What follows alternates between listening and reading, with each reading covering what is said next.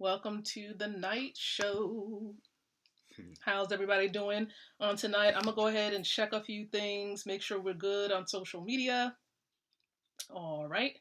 Also, share this thing out. Yeah, feel free to share this out, everyone. You know how it goes. You can share this out onto your timeline. You can share it in a group, a fan page, wherever you feel led to sharing this. This is the Leadership TKO Live Night Show, and we do this every single night. Normally, on Saturdays and Sundays, we go live from my fan page, but because this is a little bit different, a little different style that we're bringing just for this week, and I felt led to doing this so that you all can receive insight into who we are, as a couple. As you can see, I have someone who is on the platform with me on tonight. And so again, you all are more than welcome to share this thing out. Now remember, the purpose of the Leadership TKO Live Night Show is to empower leaders like yourself with the ability to win from the inside out, growing your influence, your impact, and your income. And so again, welcome aboard, everyone, and I am indeed glad to be here. All right. So what I am going to make sure that we're able to do, okay, is I'm going to share this, of course, also on my page. I do have a page that I am going to share it on. Okay, and I'm also going to share it to a group that I'm often connected to, so I'm going to go ahead and do that as well. All right. And I'm going to share it into a chat area. Okay. You're probably going to have to just go ahead and do that for now. And not go back and tag. Okay. All right. All right. So again, welcome aboard, guys. Hopefully you were able to check out the first part, of this special, I guess I would call it a special live stream series, where I spoke about my life before connecting with this individual here. And so what I'm going to do today is something a bit special. It's going to allow a bit more of a flow to it, and definitely helping him out when it comes to, providing some great information about who this individual is. So I'll let him introduce himself, and then I will go into me asking him some questions, okay? And it really is to give you insight about how life was before, we became connected, okay? So again, introduce yourself. Okay. Everybody, I am Keith McKnight. I'm Lakeisha's husband. I know you've seen her face so much on live streams and stuff, but that's who I am, Keith McKnight, and glad to be here. I'm glad to be here to do this interview. All right. And so what we're going to do, how we're going to start this off is just, if you can share with those who are watching tonight, where you're from, originally. I know they know that we're in Virginia. Most people know that we're in Virginia right now. So share a little bit about, where you were born and raised, and, anything that you would like to share that really helps them give insight about, who you were like coming up as a child and how you were molded or how you were reared as a child. Okay. Well, I'm originally from Long Island, New York. I was born and raised there. As a child, I had it was tough, kind of tough life, in strict. My dad and mom weren't together. There were custody battles, things like that took place in my early childhood, and I ended up with my dad. And from that, I just, there were some things that happened where I didn't want to be, I guess, I didn't want to be a part of my mom's life at the time because of some of the things that had happened then. But I grew up, from that, and I forgave both my parents, actually. There were things that my dad did as well, on his part, and my mom, but all is forgiven. I love both my parents to this day. Yeah, and that's the important key, forgiveness, because one thing that we have to come to understand too is that as people, we're all human, and we all do things that make mistakes. Don't realize at the time how much of an impact it would have on other people. Yeah. Right? And everyone that's nearby or everyone that's around you. And so that's one thing that we came to understand that we had in common a bit was, his mom and dad wasn't together, for a period of time, of course. And then with my parents, really, they actually were not together ever since I was 3 or 4 years of age. And so that's one thing that we understood. We're like, man, that's actually tough, being able to be reared in a household where both parents weren't necessarily together, but still being able to get to this point to where we are. So what would you say, really kept you grounded? Like how did you learn from that experience? Would you say that you've learned anything, and what would that thing be? Well, I would say that for me, because of the Christian upbringing and being involved in church and stuff like that, I learned I learned forgiveness. Basically, I learned forgiveness, not to hold anything against people. And so once I actually, some of the lies that were told and that I had believed then, I came to know the truth, and basically the truth set me free in my feelings and my emotions toward my parents and things like that. That's it. And so even coming up, I know we talked a little bit about childhood, and coming up as a teenager, because I can only imagine, how that may have impacted you as a young teenage boy. And we know we have all this stuff going on with all these young people, exiting this earth way too young because of social injustice. Do you see any similarities between, as far as the time when you were coming up as a teenager and now, with all the teens and young adults and people of darker pigmentation and the things that they're facing? Would you say that there are still similar things happening today? It's worse today, to be honest, than it was back then. I did experience some light racism. It's still racism, but not to the degree that it's happening today, like with police officers and stuff like that, killing black men, black people all over the place. But just small things where I seen like other people treated better, and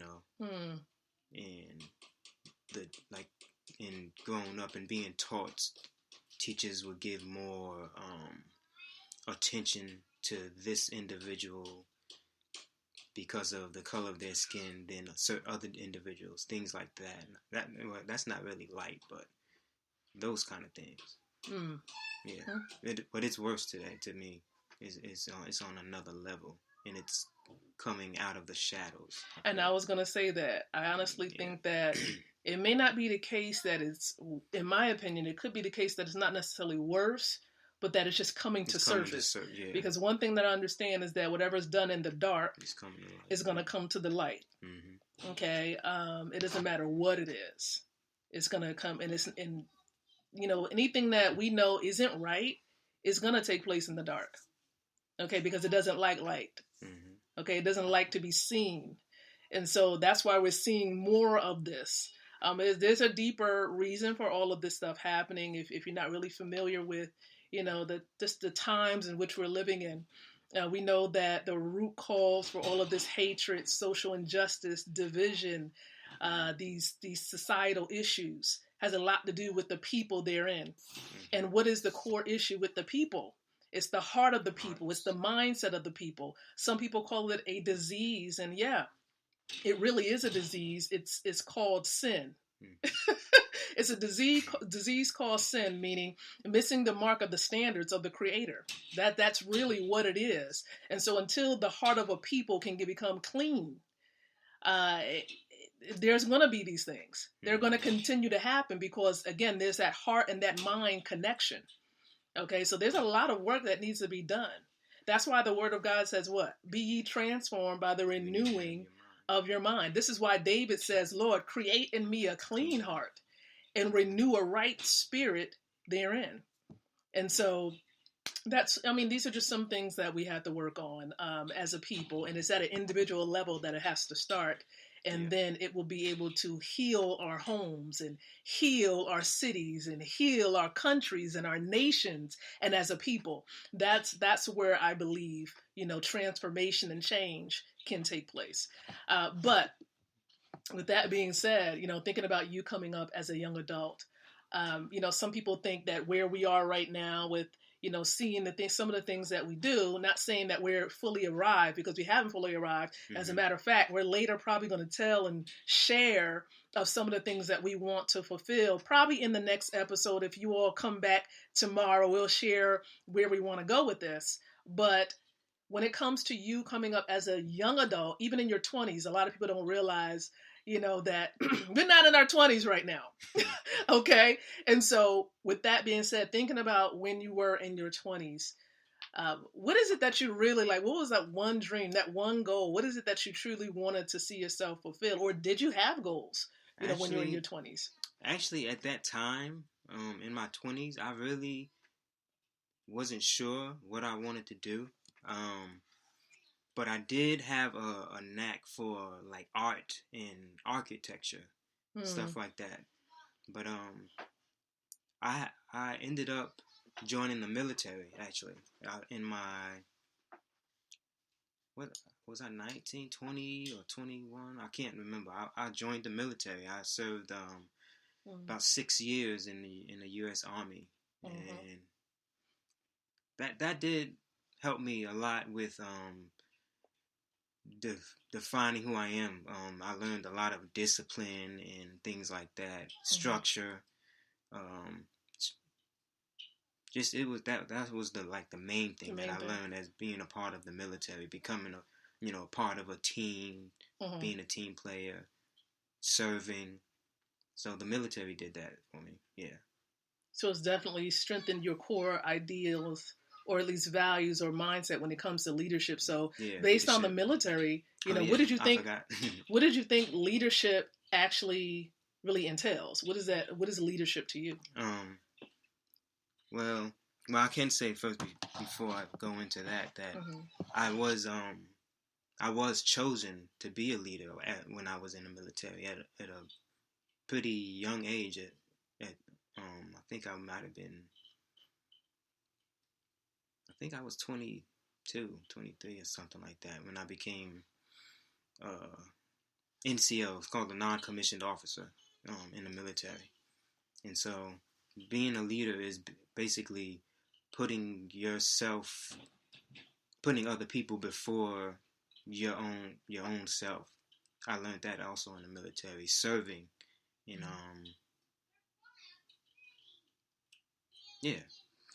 serving. It's being a servant, being a servant leader, dying to yourself, dying to your own things that you want to have, and helping other people. Notice the key words that he said: service, helping other people, dying to yourself so that you can uplift other people, in other words. Yeah. And so, what that reminds me of, for all of you who are Bible scholars, reminds me of, what Jesus taught about, what he came to do. He said, what did he come? What did he come to do? To serve and not to be served. To be a ransom, sacrifice for many. That's what he came to do. And so I believe that at the core of it all, as far as, what I believe, and I'm quite sure, Keith believes the same thing, is that it's all about service. Yeah. It's all about what you're willing to lay your life down to do. What did you feel your life calling is? And that is truly serving the people, serving others. And so, and here's the thing, though. When it comes to service, it's not always glitter and gold. When we're traveling down this life, I tell you, especially as a young adult, you're trying to figure out who you were, who you are, right? And so with thinking about that, Keith, what would you say would be like that one struggle? Because I know life hasn't always been smooth. You have already shared that with us already. So what would you say would be that one struggle, one of the struggles? I know we've all overcome many, but one struggle that you want to share with everyone, and how did you overcome that? The one struggle. I would think I would say it was probably my very, very low self-esteem. I think I had very low self-esteem. I didn't love myself. Then growing up, I thought I was less than that. Even though I knew I was brought up in church and things like that, but I didn't really know who God made me to be. And so I would say I had very low self-esteem. I didn't love myself then. Okay. Notice you said then. Then. What do you think about yourself now today? Because and how I overcame that was basically I go back to developing a relationship with God, understanding how God sees me and how knowing that He loves me in spite of anybody else. He'll stick closer than the brother. That's what the word says. Knowing who God is and who I am in God, basically. And I'd honestly say that for myself too. I think, coming up as a young adult, I think a lot of young people face that, especially today with the way that the media portrays beauty and image and loving yourself. How do they portray loving yourself?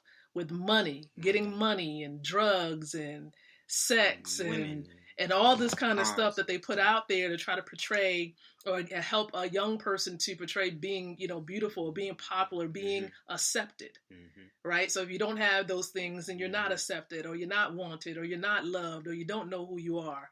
But here's the thing, there's only a trick of the enemy. Okay. The reality of it is that you find out who you are, connect with those people who are the closest to you. And one of the things, of course, that helped me was, like you said, just establishing a relationship with God, and just coming into my own, how do I feel about myself? A lot of people say, it's really based on how other people think about you. No.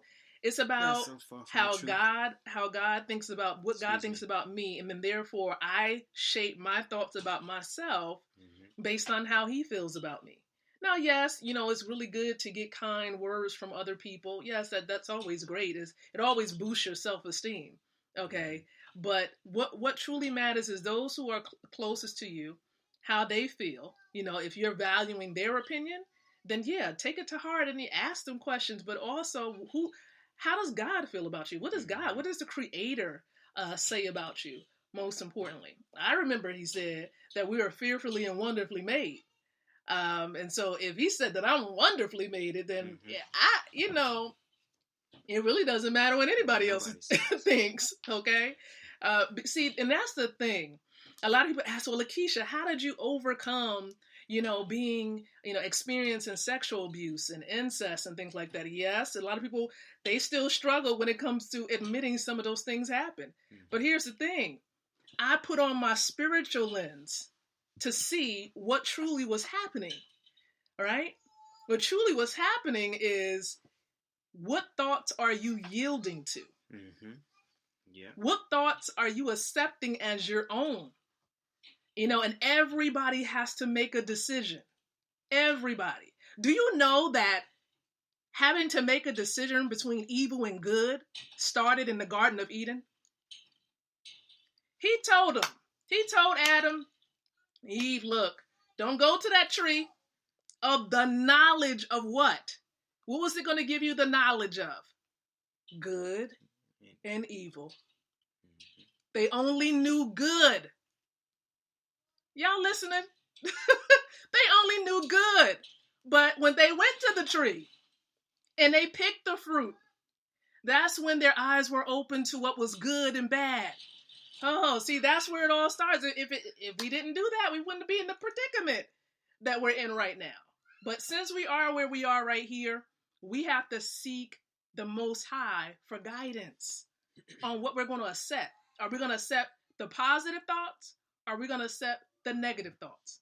What are we going to choose? And some people, unfortunately, choose the negative or the not so good thoughts, and they act on them. And that's really what impacted, okay? It's impacted, some people's decisions. And so when certain situations happens in our lives, how are we going to react? We can't control what other people do, but we can control our reaction. We can control how we move forward from this point. For example, ladies or even fellas, if both of your parents were not present in your life, how are you going to respond to that? It's not you controlling what they do, it's how you're going to control your feelings regarding that person. See, we're not going to be held accountable to our parents not staying together. What we're going to be responsible for is how we respond to them, how we're still honoring them as our mother and fathers. That's not our responsibility, is not based on their action and what they do in their relationship. And I think a lot of times some kids get hung up on that. And then there's a lot of deeper reasoning and deeper impact that it has when both parents are not together. But I think at some point, the person, the child, when they come of age, have to take responsibility for their decisions and the thoughts that they have. Okay? And I believe that this has helped me to become stronger and overcome the adversities that I had to face. And there are other things I had to face even before coming and connecting with Keith. You know, because when I received the calling to be involved in ministry, I've had to face rejection by male clergy, because of course they had this old time thinking that a woman should not be in the pulpit. Okay, but let me ask you a question: is the Holy Spirit male or female? Oh, little disclaimer too. Our little ones are right there. So if you hear them, we're also in parent mode. Okay. So, you know, that's the biggest thing right there. Understand, it's one spirit. And I have the Holy Spirit within me. And just like Keith has the Holy Spirit within him. So it's no respect of person. Yes. No respect of person. And or so, gender, right? or gender specifically. So it's all about mindset. It's all about what people believe, okay, and what they choose to believe, whether it's truth or not. You know, and then you get into the question and debate about what is truth. You know, truth is based on, you know, what is your core concepts? What do you choose to, you know, what information are you basing it out of? For example, of course, if you believe based on the Bible, that's what you're going to believe. Okay, but you got to be based on, it has to be based on the whole Bible, not just part of it. And I think that's where the problem comes in, where some people take part of the word or part of the scripture and they're like, I'm gonna run with that. And then they go and add some other stuff to it or take stuff out. Okay, we got to be cautious and aware. I can go down a rabbit hole with that one. So I'm gonna leave that one. I'm gonna leave that one right there. But understand, when it comes to us, you know, you can see now that a part of our foundation, you know, when we before we came together, of course, you know, we were still trying to find ourselves and being solid with who we are, with who I was. I know Keith was too, as far as who he was as a person, and then who we were in relationship to God, in relationship with God. So, you know, this is just a little bit of anything else that you want to share with them regarding, you know, you as a person before coming in contact with me, because that's going to be a whole another stream. And you all want to make sure you're in place tomorrow, because tomorrow we're going to get into that. But anything else that you want to share in relationship to life before we connected? No, not really. Nothing I can think of right now, to be honest. Okay. And so, I mean, this is just a little insight, guys. The purpose why we're doing this, you want to share a little insight as to why we're doing this? And the biggest reason why we're doing this is because a lot of times, again, you see people professionally, what they do, but you don't hear about, or you see where they are right now, but you don't see the struggle. You don't see the things that they've had to overcome and endure to get to where they are today. You all heard about my story, right, in the previous stream. You got to go back and check it out, about my health reports, not being told 1 report, 2 reports, but 3 reports as far as negative. Can you imagine? You know, how I was feeling during that time, okay? Having to go back and forth to the doctors, them telling me different things, but I stood upon the report of the Lord, the report of God that said that by his stripes, I am, in the present tense, I am healed. And I stood upon that every single day, prayed it every single day. And I still, of course, include, you know, healing in my prayers, of course. But I mean, I'm telling you, it's because of him that we've overcome every struggle that we've endured. And some people say, well, how did you get through it? Faith, Mm-hmm. the word of God, faith. That's how we got through it. Some people say, oh, it's Still because getting of through my it. husband. Yes, yes, of course, we'll get to some of those other things that we've had to endure, even when we came together, in marriage. But for right now, coming up as a young person in our 20s, the thing that held us in one piece and kept us in our right mind, God. God, Yep. God. I'm Even, telling you. even though I was running from him, Right. I still knew of him. Yes. We both remember we grew up. We Mm-hmm. grew up with those particular beliefs. Yeah. But They were as still far there. as having a relationship, when did you Yeah. okay, last question then. When did you establish, because everyone goes through, you might go through a period where you're going through the motions. It's ritual. You just going to church, you're going to Sunday school, you're going to do all these things. When did it become a relationship? Was it before you met me that it Mm-hmm. became a relationship? So how did it shift and become a relationship where you establish a relationship with God? Um, January 1st, 2000. I think that was. I was in the military. I was in my dorm room. I had, like I was saying before, I had known of God, and I had been on my own quiet time, like looking at things in the Bible, and and then I had called my mom because my mom is a Christian as well, so I had called my mom and I was talking to her from time to time, asking her certain things about the Bible, and then I finally came to the question like, well, so how do I have that relationship? And she shared with me how to do it, and I did it, and that was it. January 1st. It was New Year's. I remember January 1st, New Year's of 2000. Wow. January 1st, New Year's. Amazing. Yep. So not only were you beginning a brand new year, Mm-hmm. but you beginning a brand new chapter in your life too, with having a relationship with God. And how Right. do you consider, like, before your relationship with God, was it like night and day? Was there a stark difference Um. between life before Christ and then Yeah. life after establishing a relationship with God? Oh yeah. Yeah. Like I was saying before, I struggled with who I was. I didn't love myself. I had low self-esteem. Once I knew who God was and who I was in Him, Mm-hmm. then I began to grow more and love myself more, Mm-hmm. and just we went from there. And not everything's still not perfect. I don't have a perfect life, so to say, but God being a part of it, He takes me through everything. So Cool. Cool. So you all heard it.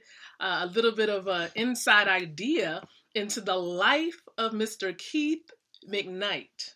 Okay, Mr. Keith McKnight. I know a lot of you are like, I see Lakeisha all the time doing yeah, all these streams and stuff. I'm in the background. Yes, I'm and in the he's background. holding that up. I'm telling you.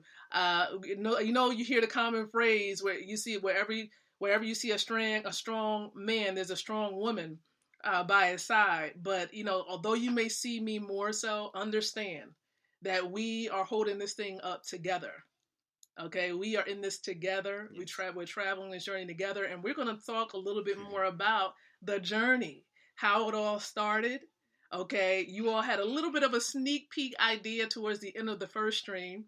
Okay, and so he was in a different place, and I was in a different place. Okay, physically, and you'll begin to see, that shift. There's a lot of comedy involved. Okay, so you'll definitely begin to hear a lot of that on tomorrow. We're going to get into that tomorrow. And I felt that this was necessary. There are a lot of things that, some people assume. And so I'm going to give you, we're going to reveal some stuff that you all would love to hear. And also you may be able to learn from as well. So again, I appreciate you all. Any last moment words or anything else you want to share with them? No. You I'm said good. no. I'm good. All right, guys. And so I appreciate your time here tuning into the Leadership TKO Live Night Show. This is Sunday. Let me make sure I get the date right. Sunday, June the 28th of 2020. And here's the thing. Just to put this out there, there's a commonality. There's a there's one commonality that we all have as human beings, and that's the need to make sure that we have and that we provide for our families, that we do what's necessary for future generations. Mm-hmm. And so we want to invite you, if you're in any way, shape, or form, in a position where you're like, man, I can use more money, right? You can use more money. We want to encourage you. Okay, we want to encourage you to join in on a special presentation that's going to be happening, and it's going to be taking place. It takes place Monday through Saturdays, by the way. Okay, Monday through Saturdays, 12 o'clock noon and 9 o'clock p.m. Eastern Standard Time. And, we also encourage you to get back with the person. Someone might share this with you. Okay, let them know that you want more information as well on how to generate cash flow, how to generate or create residual income, because that's something that each and every one of us need to benefit from, because exchanging hours for dollars is just not going to work. You need more than that. And so we invite you to get back with the person. Yes, get back with the person that may have shared this with you. Let them know that you want more information about a money system that can help you out. Because here's what's happening tonight at 9 o'clock p.m. We're having what we call fast track training at 9 o'clock. And it's really going to help those of you who are already connected. You received a free gold accumulation account. And so we encourage you to go ahead and inquire about it. And maybe you're watching this from my timeline and you want more information. That's fine. I'll be glad to share this information with you. So go ahead. Make sure you send an inbox message, and I'll make sure you get the information that you need so you can get your free account, and we can get you on the path to creating residual income for you and the members of your household. So again, thank you so much. We'll be back tomorrow night. Thank you so much, everybody. Thank you. We'll be back tomorrow with the Leadership TKO Live Night Show. And so until then, I do want to encourage you to think, to speak, and to live what, Keith? Leadership. You all have a great night. God bless. God bless. And we'll be speaking with you soon. Bye-bye.